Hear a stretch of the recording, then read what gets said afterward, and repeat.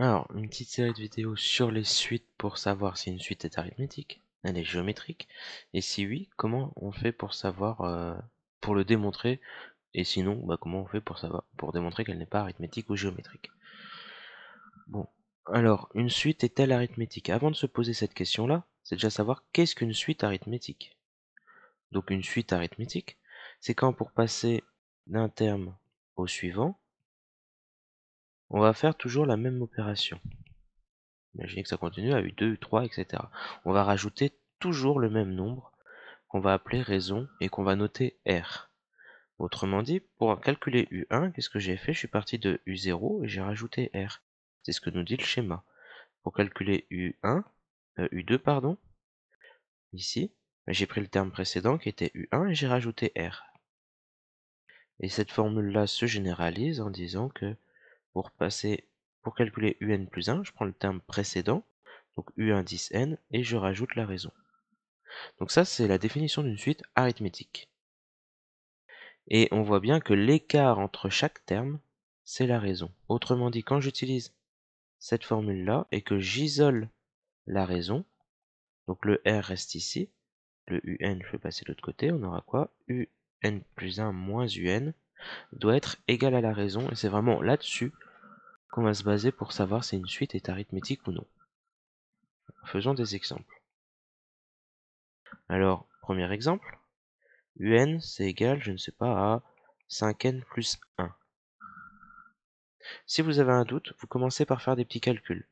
U0, c'est quoi U0? Je remplace N par 0, 5 fois 0 plus 1. Je calcule, ça me donne 1. U1, 5 fois 1 plus 1. 5 fois 1, 5, et 1, 6. U2, 5 fois 2, plus 1, 5 fois 2, 10, et 1, 5, 11, pardon. Et on voit qu'à chaque fois, je rajoute 5. Donc, a priori, ce serait bon. Cependant, cette chose-là n'a pas suffi à démontrer que la suite est arithmétique. Donc ça ne suffit pas. Parce que, par exemple, à U3, il pourrait bien se passer autre chose. Mais c'est pareil, si on calcule pour U3 qu'on remarque la même chose, on pourrait dire U4, U5, etc. indéfiniment. Donc, pour modéliser ça, il faut calculer UN plus 1 et regarder si l'écart avec UN, ça fait bien 5. Ici, l'écart entre U1 et U0, ça fait 5. 6 moins 1, ça fait 5. Entre U2 et U1, 11 moins 5, ça fait 11 moins 6, pardon, ça fait 5 aussi. Maintenant, je regarde entre UN plus 1 et UN. Donc, première étape, exprimer, c'est toujours la même chose, exprimer U indice N plus 1 en fonction de N.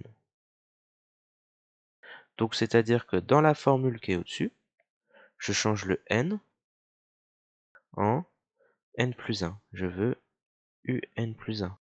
Donc, dans la formule, au lieu d'avoir 5N, j'aurai 5 fois N plus 1. Sauf qu'on voit bien que le 5 doit être multiplié à toutes ces choses-là. Donc, il faut mettre entre parenthèses. Et il y a toujours le plus 1 qui est à la fin qui n'a pas bougé. On développe ça.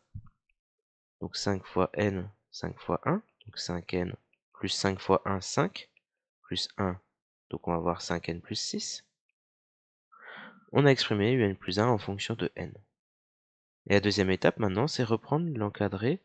Et ce que j'ai entouré en rouge là-haut, il faut calculer UN plus 1 moins UN.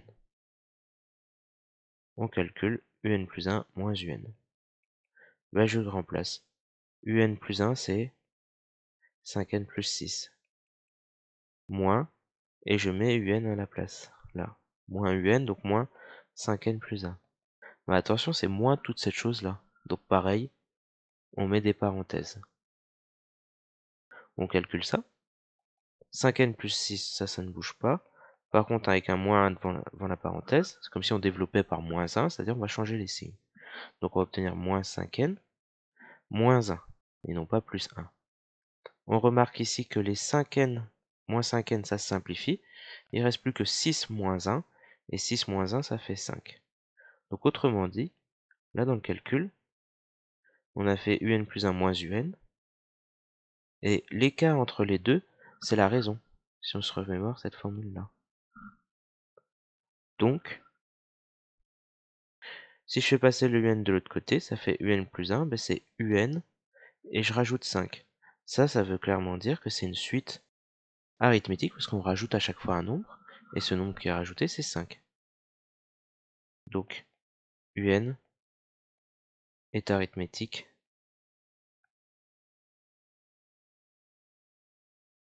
de raison 5. Voilà. Donc dans le cas, quand vous tombez sur une suite arithmétique, c'est bon, il n'y a pas de problème. Faut faire tous ces calculs, c'est un peu long, mais généralement, ça se passe toujours un peu de la même façon, les calculs. Donc il n'y a pas trop de difficultés là-dessus. Bon. Par contre, on tombe pas toujours sur des suites arithmétiques. Exemple petit 2. Imaginons que, alors je vais changer de nom, je vais pas l'appeler U, je vais l'appeler V. La suite Vn définie par, je ne sais pas, n carré plus 1. Je veux savoir si elle est arithmétique. Donc première idée, comme tout à l'heure, je vous remontre. On regarde U0, U1, U2. Là, je regarde V0, V1, V2. Je regarde s'il y a quelque chose qui se passe. Donc 0 carré plus 1, 1. Je remplace n par 1 ensuite pour calculer V1. Donc 1 au carré plus 1, 2. Et V2, je remplace le n par 2. Donc V2, c'est 2 au carré plus 1, 5. On remarque que là, qu'est-ce qui se passe? J'ai rajouté 1. Et là, qu'est-ce qui se passe? J'ai rajouté 3. Autrement dit, j'ai pas rajouté la même valeur. Donc ça ne peut pas être une suite géométrique. Maintenant pour la rédaction. Donc ça, c'est ma partie hypothèse. Maintenant, ma partie rédaction, je vais le faire à côté. Et on regarde l'écart entre V1 et V0. 2 moins 1, 1. C'est le fameux plus 1 qu'on a calculé. On regarde l'écart entre V2 et V1. Donc 5 moins 2, 3. On remarque que c'est différent de l'écart qu'on avait au-dessus. Si c'est différent, ça veut dire que la suite ne peut pas être arithmétique. On s'arrête là, il n'y a pas besoin de chercher plus loin. Donc Vn n'est pas arithmétique. Donc quand c'est pas arithmétique, c'est bien, parce que c'est facile à démontrer, ça se fait en quelques lignes. Voilà, donc j'espère que vous avez bien compris.